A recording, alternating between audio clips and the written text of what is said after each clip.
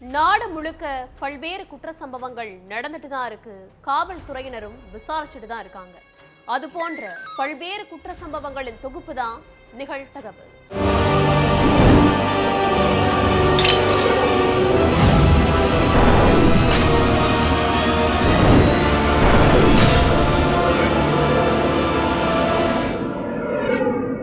நிகழ்தகவு. நெல்லையில் தொடர்ந்து அரங்கேறி வரும் சாதிய கொலைகள். அப்பாவி இளைஞர்களுக்கு சாதி என்கிற விஷத்தை ஊட்டி வளர்த்து வரும் ரவுடி பேச்சுமுத்து. தலைமறைவாக இருக்கும் ரவுடியை நெருங்க முடியாமல் திணறும் போலீசார். நாங்குநேரி இரட்டை கொலைக்கும் ரவுடி பேச்சுமுத்துவுக்கும் தொடர்பு உள்ளதாக வெளியாகும் பரபரப்பு தகவல்கள்.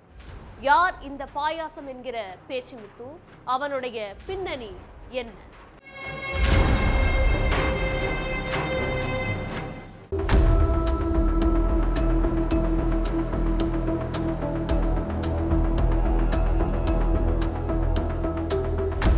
தொண்ணூறு காலகட்டங்கள்ல நெல்லை, தூத்துக்குடி, தென்காசி, ராம்நாடு போன்ற மாவட்டங்கள்ல 3 சமுதாயத்துக்கு மத்தியில தொடர் சாதிய கலவரங்கள், மோதல்கள் நடந்துகிட்டு இருந்துச்சு. இப்ப அது போன்ற சாதிய கலவரங்கள் கல்வி அறிவு வளர்ச்சினால ரொம்பவே குறைஞ்சிருக்கு. ஆனா மது, கஞ்சான்னு சாதி வெறிக்கு ஊறி போன ஒரு சில இளசுகள் தங்கள் சாதி மத்தியில தலைவனா உருவாகணும்னு நினைச்சு அடிக்கடி அப்பாவி இளைஞர்களையும் பொதுமக்களையும் பாரபட்சமில்லாம கொலை செஞ்சுட்டு தான் இருக்காங்க. அப்படி சாதி ரீதியிலான தலைவரா உருவாகணும்னு ஒரு வெறியில வந்தவன் தான் இந்த நவீன். ஆனா அந்த நவீனையே ரவுடியா உருவாக்கியது பாயசம் என்கிற பேச்சுமுத்துன்னு சொல்லப்படுது. தூத்துக்குடியில உள்ள மணக்கரை கிராமத்தைச் சேர்ந்த பேச்சுமுத்து தன்னோட 13 வயசுல ஒரு கொலை முயற்சி கேஸ்ல ஈடுபட்டு சிறுவர் சீர்திருத்த பள்ளியில அடைக்கப்பட்டான்னு சொல்லப்படுது. அங்கிருந்துதான் இவனோட சாதி ரீதியான கொலைகள் ஆரம்பமாகி இருக்கு. அது மட்டும் இல்லாம கட்டுன மனைவியையும் துடிக்க துடிக்க கொன்ன கேஸும் இவன் மேல இருக்குன்னு சொல்லப்படுது. இப்படி மிருகத்தனமா செயல்படுற பேச்சுமுத்தால இன்னைக்கு தென் மாவட்டமே நிம்மதியை இழந்திருக்கு. தனது சமுதாய மக்கள் அதிகமா வாழற ஒவ்வொரு கிராமத்திலிருந்தும் குறிப்பிட்ட அப்பாவி இளைஞர்களை தேர்ந்தெடுக்கிற பேச்சுமுத்து அவங்க குடும்பத்துக்கு உதவி செய்யற மாதிரி நடிச்சு அந்த இளைஞர்களை மூளைச்சலவை செஞ்சு தன்னோட அடியாட்களா யூஸ் பண்ணிப்பான்னு சொல்லப்படுது. இது மூலமா இவன் தன்னோட நெட்வொர்க்கை தமிழ்நாடு ஃபுல்லா விரிவுபடுத்தி இருக்கான். இவன் லோக்கல் போலீஸ், இன்ஸ்பெக்டர், காவல் அதிகாரிகள்னு ஒரு சிலரை கைக்குள்ள வச்சுக்கிட்டு எந்த ஒரு வழக்கிலையும் ஸ்டேஷன்ல நேர்ல ஆஜராக மாட்டான்னு சொல்லப்படுது.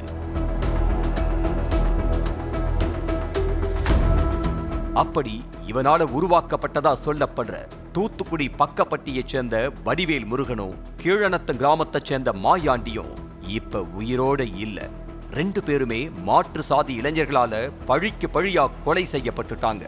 அவங்களுக்கு அப்புறம் இப்ப தன்னோட தளபதியா நாங்குநேரியை சேர்ந்த நவீனையும் லெப்ட் முருகனையும் பேச்சுமுத்து தேர்ந்தெடுத்திருக்கிறதா சொல்லப்படுது.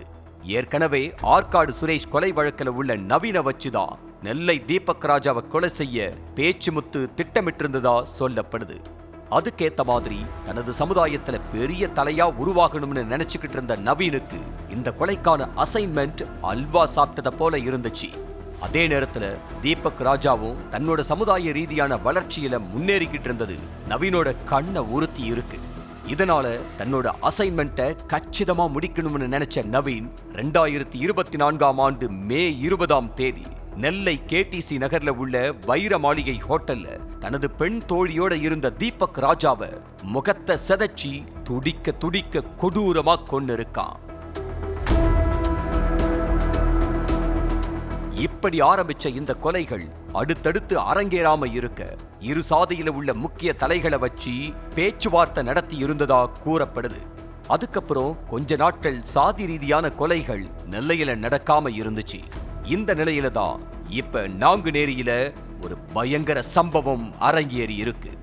தனக்கு தளபதியா இருந்த நவீன் தன்னை விட தனது சமுதாய இளைஞர்கள் மத்தியில வேகமா முன்னேறது பேச்சுமுத்து மற்றும் லெப்ட் முருகனுக்கு சுத்தமா பிடிக்கலன்னு சொல்லப்படுது.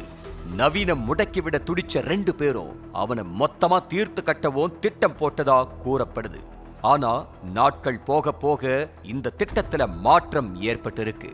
நவீன மொத்தமா முடிச்சா நம்ம சமுதாயமே நமக்கு எதிரா திரும்பிரும்னு நினைச்ச பேச்சுமுத்து லெப்ட் முருகனை சமீபத்துல நேர்ல சந்திச்சு பேச்சுவார்த்தை நடத்தினதா கூறப்படுது.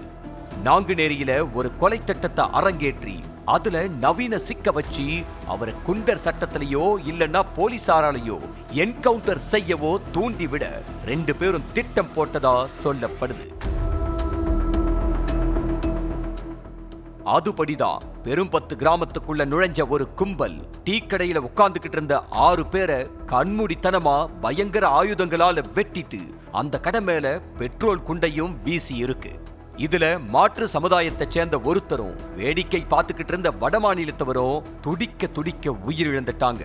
அடுத்து ரத்த வெள்ளத்துல துடிச்சுக்கிட்டு இருந்தவங்களை பார்த்த அந்த கும்பல் போலீசாரோட கவனத்தை திசை திருப்ப நவீன் வாழ்க நவீன் வாழ்கன்னு கோஷமிட்டு அங்கிருந்து தப்பிச்சு போனதா சொல்லப்படுது.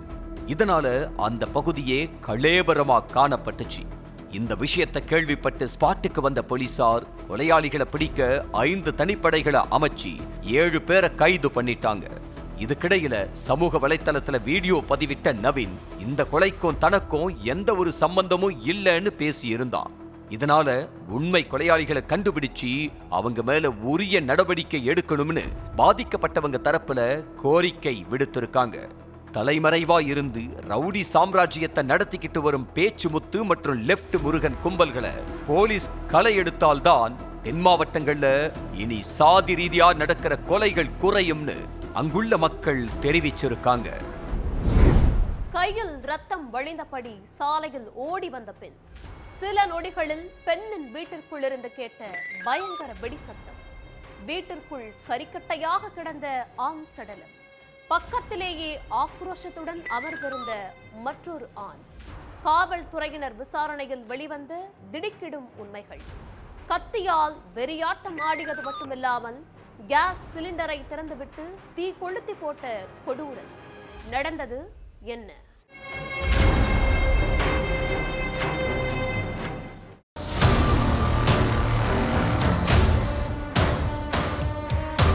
காலையில 5:30 மணி இருக்கும்.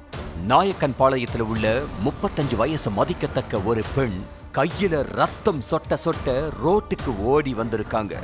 விடிஞ்சும் விடியாமலும் ஆடை முழுக்க ரத்த கரையோட வந்த பெண்ணை பார்த்து தெருவுல இருந்தவங்க பதற்றமாகி நின்னு இருக்காங்க.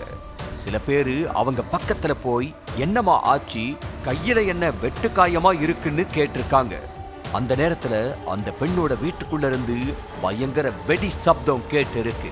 கூடவே ஒரு ஆண் அலற சத்தம் பயங்கரமா கேட்டு இருக்கு. உடனே என்ன ஏதுன்னு அக்கம் பக்கத்துல இருந்தவங்க ஓடி போய் பார்த்தப்ப அங்க 52 வயசு மதிக்கத்தக்க ஆண் ஒருத்தர் தீயில கருகி சடலமா கிடந்திருக்காரு. பக்கத்திலேயே ஒருத்தர் தலையில கைய வச்சுபடி உட்கார்ந்துகிட்டு இருந்திருக்காரு. அத பார்த்ததும் கதிகலங்கி போன மக்கள் கையில வெட்டு காயங்களோட வந்த பெண்ணை மீட்டு ஹாஸ்பிட்டலுக்கு அனுப்பி வச்சுட்டு போலீஸுக்கு தகவல் சொல்லி இருக்காங்க. அடுத்து கொஞ்ச நேரத்துல ஸ்பாட்டுக்கு வந்தவங்க வீட்டுக்குள்ள இருந்த ஆண் சடலத்தை மீட்டு போஸ்ட்மார்ட்டத்துக்கு அனுப்பி வச்சுட்டு பக்கத்துல இருந்தவனை பிடிச்சு விசாரணை பண்ணாங்க. அதுலதான் வீட்டுக்குள்ள நடந்த பகீர் சம்பவமே வெளிச்சத்துக்கு வந்துச்சு. திருப்பத்தூரை சேர்ந்தவர் 52 வயசான திலீபன். இவருக்கு கல்யாணமாகி 2 பசங்க இருக்காங்க. இந்த சூழல்ல பிழைப்புக்காக கோவைக்கு வந்த திலீபன் நாயக்கன் பாளையத்துல சொந்தமா ஹோட்டல் ஆரம்பிச்சு நடத்திட்டு இருந்திருக்காரு. இவரோட ஹோட்டல்ல கடந்த 3 மாசத்துக்கு முன்னாடி 35 வயசான எஸ்தருங்கிற பெண் வேலைக்கு சேர்ந்திருக்காங்க. அப்ப திலீபனுக்கும் எஸ்தருக்கும் இடையில நெருக்கம் ஏற்பட அது கொஞ்சம் கொஞ்சமா பார்டரை கிராஸ் பண்ணி இருக்கு. 2 பேரும் அடிக்கடி பல இடங்களுக்கு போய் எல்லை மீறி பழகினதா சொல்லப்படுது. எஸ்தருக்கு ஏற்கனவே 3 பேரோட கல்யாணமாகி அந்த 3 பேருமே 2-3 வருஷம் மட்டும் வாழ்ந்துட்டு பிரிஞ்சு போயிட்டாங்க. காரணம் எஸ்தருக்கு பல ஆண்களோட தகாத உறவு இருந்ததா சொல்லப்படுது.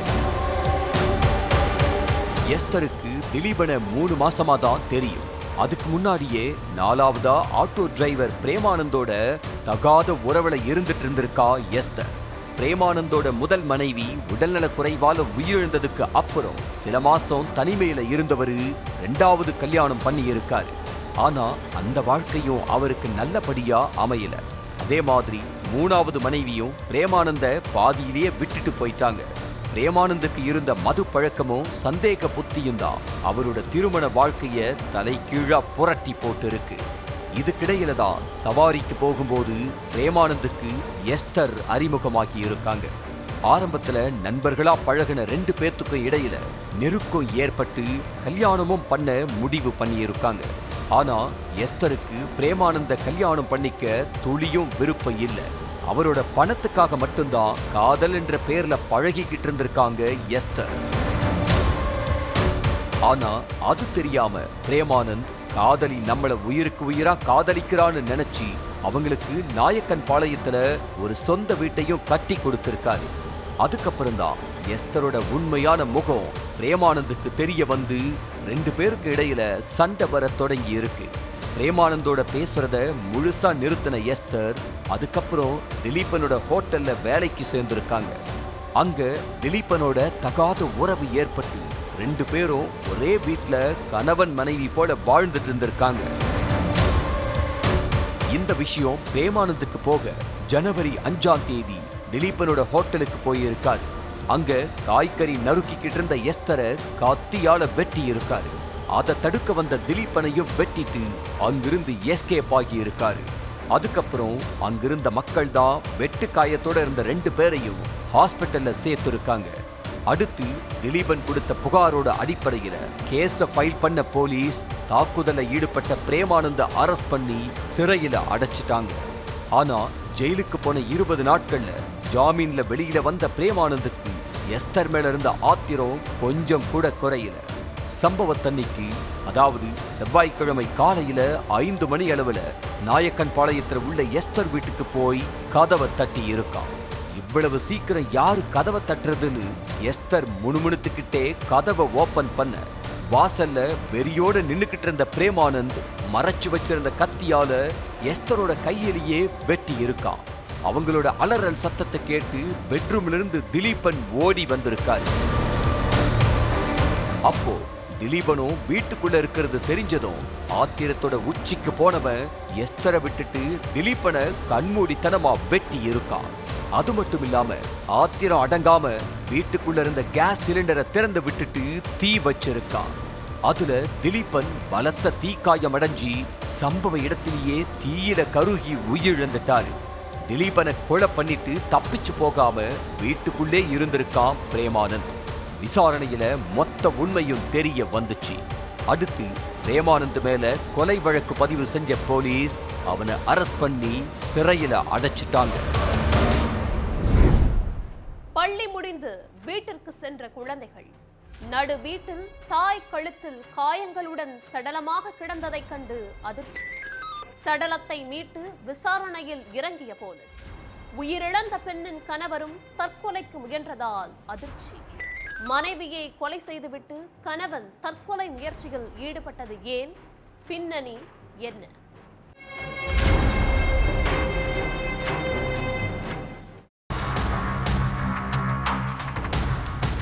ஸ்கூல்ல இருந்து வீட்டுக்கு வந்த 2 குழந்தைகள் கதவை திறந்துட்டு உள்ள போயிருக்காங்க.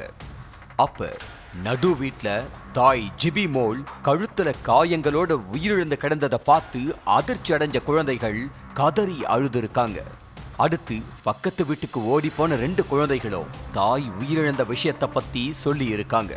இந்த விஷயத்தை கேள்விப்பட்டு ஸ்பாட்டுக்கு வந்த போலீஸ் சடலத்தை மீட்டு போஸ்ட்மார்ட்டத்துக்கு அனுப்பி வச்சுட்டு விசாரணையில இறங்கினாங்க.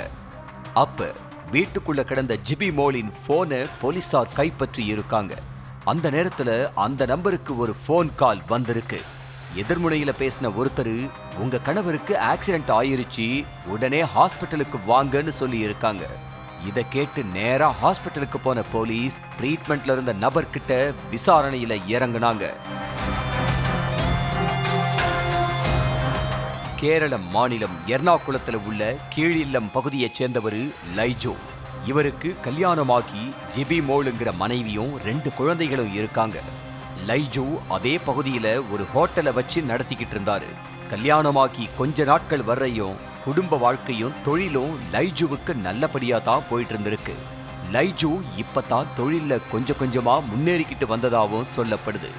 காலையில ஹோட்டலுக்கு போற கணவன் நைட்டு 10 மணிக்கு மேலதான் வீட்டுக்கு வருவாராம். கொஞ்ச நாட்களுக்கு முன்னாடி வேலைக்கு போன கணவன் மனைவிக்கு போன் பண்ணி இருக்காரு. அப்ப மனைவியோட போன் பிஸின்னு வந்திருக்கு. அடுத்து ரொம்ப நேரமா ட்ரை பண்ணி பார்த்திருக்காரு. அப்பவும் போன் பிஸின்னே வந்திருக்கு. இதனால ஆத்திரம் அடைஞ்ச கணவன் தன்னோட பைக்கை எடுத்துக்கிட்டு வீட்டுக்கு போயிருக்காரு.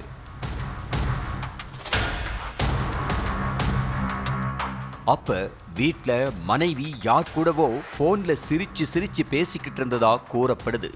இத பார்த்து கடும் கோபமான கணவன், நான் ஒரு அவசர வேலையா உனக்கு போன் பண்றேன், நீ அந்த போனை கூட எடுக்காம யார் கூட சிரிச்சு சிரிச்சு பேசிக்கிட்டு இருக்குன்னு கேட்டு சரமாரியா அடிச்சிருக்காரு. அதுக்கு மனைவி, நான் என் தோழி கூட தான் போன்ல பேசிக்கிட்டு இருந்தேன்னு போனை காட்டியிருக்காங்க. ஆனா அதை நம்பாத கணவன் மனைவிய போட்டு சரமாரியா அடிச்சிருக்காரு. அன்னையிலிருந்தே குடும்பத்துக்குள்ள அடிக்கடி பிரச்சனை ஏற்பட ஆரம்பிச்சிருக்கு. குழந்தைகளும் வீட்டுல நிம்மதியா இல்லாம இருந்திருக்காங்க. அதுக்கப்புறம் கொஞ்ச நாட்கள் அமைதியா போயிருக்கு. இதுக்கிடையில மனைவி செல்போன்ல எந்த நேரமும் ரீல்ஸ், யூடியூப்னு பார்த்துக்கிட்டு இருந்திருக்காங்க. இதுவும் கணவன் லைஜுவுக்கு சுத்தமா பிடிக்கல. சம்பவத்தன்னைக்கு வேலைக்கு போன கணவன் திடீர்னு வீட்டுக்கு திரும்பி இருக்காரு. அப்ப மனைவி கணவனை கண்டுக்காம செல்போன் யூஸ் பண்ணிக்கிட்டு இருந்ததா சொல்லப்படுது. இதனால கணவன் மனைவி கிடையில மறுபடியும் பிரச்சனை ஏற்பட்டு இருக்கு. அப்ப கணவன் மறுபடியும் தன்னோட மனைவியை சந்தேகப்பட்டு திட்டி இருக்காரு. பதிலுக்கு மனைவியும் அவரை தகாத வார்த்தையால திட்டினதா கூறப்படுது. இதனால கடும் கோபமான கணவன் மனைவிய சரமாரியா அடிச்சிருக்கான். அடுத்து கீழே கடந்த கயிற்ற வச்சு மனைவியோட கழுத்தை நெரிச்சி துடிக்க துடிக்க கொன்னு இருக்கான். அதுக்கடுத்து சடலத்தை பார்த்து பதறி போன நபர் போலீஸ் கிட்ட சிக்கிருவோம்னு நினைச்சு சூசைடு பண்ணிக்க முடிவு பண்ணி இருக்கான். அதுபடி கொலைக்கு அப்புறம் தன்னோட பைக்கை எடுத்துக்கிட்டு நேரா போன லைஜு எதிரில வந்த அரசு பேருந்து மேல வேகமா மோதி இருக்கான். இதுல படுகாயம் அடைஞ்ச லைஜுவை மீட்ட பொதுமக்கள் அங்குள்ள ஹாஸ்பிட்டல்ல அட்மிட் பண்ணி இருக்காங்க. விசாரணையோட முடிவுல எல்லா உண்மையையும் தெரிஞ்சுக்கிட்ட போலீஸ் ட்ரீட்மெண்ட்டுக்கு அப்புறம் லைஜுவை அரெஸ்ட் பண்ண முடிவு பண்ணி இருக்காங்க. கணவனோட சந்தேக புத்தியால ஒரு குடும்பமே சீரழிஞ்சு போன சம்பவம் அப்பகுதியில சோகத்தை ஏற்படுத்தி இருக்கு. பூட்டி கிடந்த வீட்டிலிருந்து வீசிய துர்நாற்றம். காவல் நிலையத்திற்கு தகவல் சொன்ன அக்கம் பக்கத்தினர். வீட்டின் பின்பக்க வாசலில் வழிந்தோடிய ரத்தம். உள்ளே சென்று பார்த்தவர்களுக்கு பேர் அதிர்ச்சி. இளைஞரை கொன்று சாக்கு பைக்குள் பொட்டலம் கட்டிய பயங்கரம். மொத்த சம்பவத்திற்கும் மாஸ்டர் மைண்டாக இருந்த கன்னட நடிகை. நடந்தது என்ன?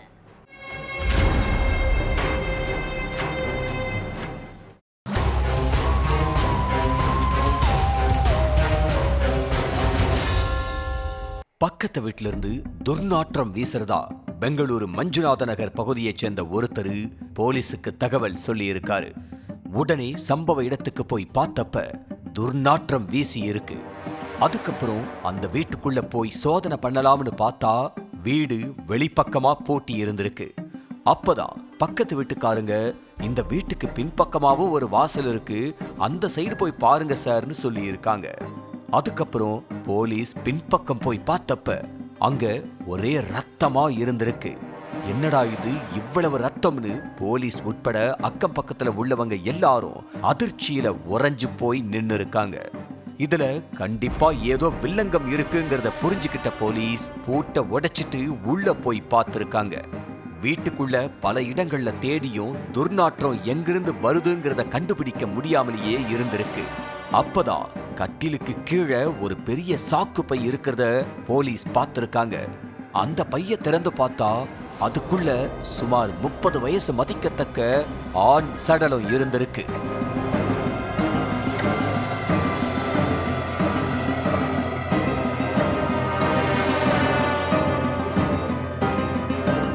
உடனே சடலத்தை போஸ்ட்மார்ட்டத்துக்கு அனுப்பி வச்ச போலீஸ் அந்த இளைஞர் யாரு, அவர் எப்படி இங்க வந்தாரு, அவரை கொலை பண்ணது யாருன்னு கண்டுபிடிக்க தீவிர விசாரணையில இறங்கினாங்க. முதற்கட்டமா அந்த வீட்டு ஹவுஸ் ஓனர் நடராஜ் கிட்ட விசாரிச்சிருக்காங்க. அப்ப கடந்த 2 மாசத்துக்கு முன்னாடிதான் கணவன் மனைவின்னு சொல்லி 2 பேர் வாடகைக்கு வீடு கேட்டாங்க. நல்ல குடும்பம் மாதிரி தெரிஞ்சுச்சேன்னு வாடகைக்கு வீடு கொடுத்தேன். மத்தபடி அவங்கள பத்தி எனக்கு வேற எதுவும் தெரியாதுன்னு சொல்லி இருக்காரு. அவங்க 2 பேரோட செல்போன் நம்பரை வச்சு அவங்க இருக்கிற இடத்தை ட்ரேஸ் பண்ண ட்ரை பண்ணியிருக்காங்க போலீஸ். அப்ப கணவன் மனைவின்னு சொன்ன வினய் என்பவனும் பிந்துவும் பெங்களூரு ரயில் நிலையத்துல இருக்கிறது தெரிஞ்சிருக்கு. உடனே ரயில்வே போலீஸுக்கு போன் பண்ணி விஷயத்த சொல்லி இருக்காங்க போலீஸ். அதுக்கப்புறம் ட்ரெயின்ல ஏறதுக்காக வெயிட் பண்ணிக்கிட்டு இருந்த வினயையும் பிந்துவையும் ரயில்வே போலீஸ் அரெஸ்ட் பண்ணி போலீஸ் கிட்ட ஒப்படைச்சிட்டாங்க. 2 பேர்கிட்ட நடத்தின விசாரணையில தான் பல திடுக்கிடும் தகவல்கள் எல்லாம் வெளிச்சத்துக்கு வந்துச்சு.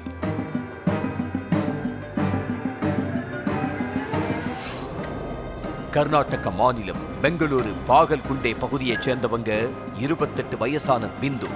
இவங்க கன்னட திரைப்படங்கள்ல துணை நடிகையா நடிச்சிருக்காங்க. பிந்துவும் அதே ஏரியாவை சேர்ந்த மோகன் ராவும் லிவ்-இன் உறவுல இருந்துட்டு வந்திருக்காங்க. இதுக்கு நடுவுல பிந்துவுக்கு வினய்ங்கிற நபரோட பழக்கம் ஏற்பட்டு இருக்கு. ஒரு கட்டத்துல மோகன் ராவை கழட்டி விட்டுட்டு புது காதலன் கூட புது வாழ்க்கையை ஸ்டார்ட் பண்ணலாம்னு முடிவு பண்ணியிருக்காங்க பிந்து. ஆனா மோகன் ராவை பத்தி பிந்துவுக்கு நல்லா தெரிஞ்சிருக்கு. லவ்வ பிரேக்கப் பண்ணிக்கலாம்னு சொன்னா கண்டிப்பா மோகன் ராவ் ஒத்துக்க மாட்டான். நம்மள நிம்மதியா வாழ விடவும் மாட்டான். ஏதாச்சும் பிரச்சனை பண்ணிக்கிட்டே தான் இருப்பான். பேசாம அவன் கதையை முடிச்சிருவோம், அப்பதான் நாம நியூ லைஃபை ஸ்டார்ட் பண்ண முடியும்னு புது காதலன் வினய் கிட்ட சொல்லி இருக்காங்க. காதலி சொன்னதை கேட்ட புது காதலன் மோகன் ராவை கொலை பண்ண முடிவு பண்ணி இருக்கான். ரோட்ல வச்சு கொலை பண்ணா மிஸ் ஆக சான்ஸ் இருக்கு, பேசாம வீட்டுக்கு வர வச்சு கதையை முடிச்சிடலாம்னு ஸ்கெட்ச் போட்டு இருக்கான். அதுக்காக மோகன் ராவுக்கு போன் பண்ணி உன்னை பார்க்க வீட்டுக்கு வர சொல்லு, வந்ததும் அவனை முடிச்சிடலாம்னு வினய் சொல்லி இருக்கான்.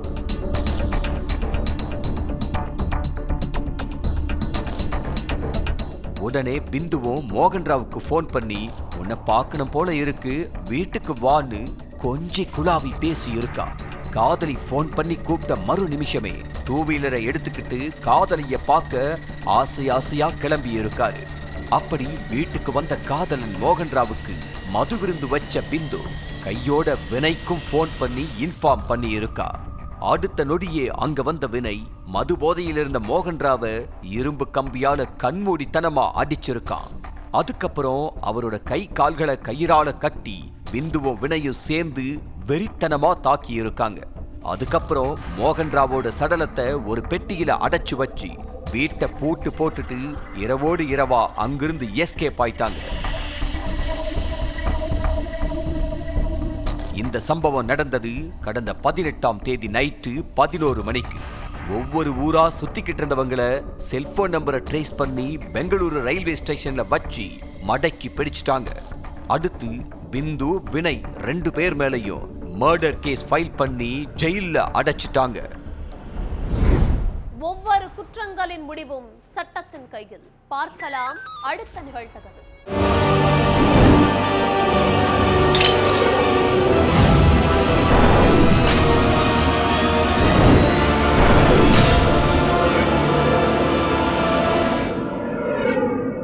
நிகழ்தகவு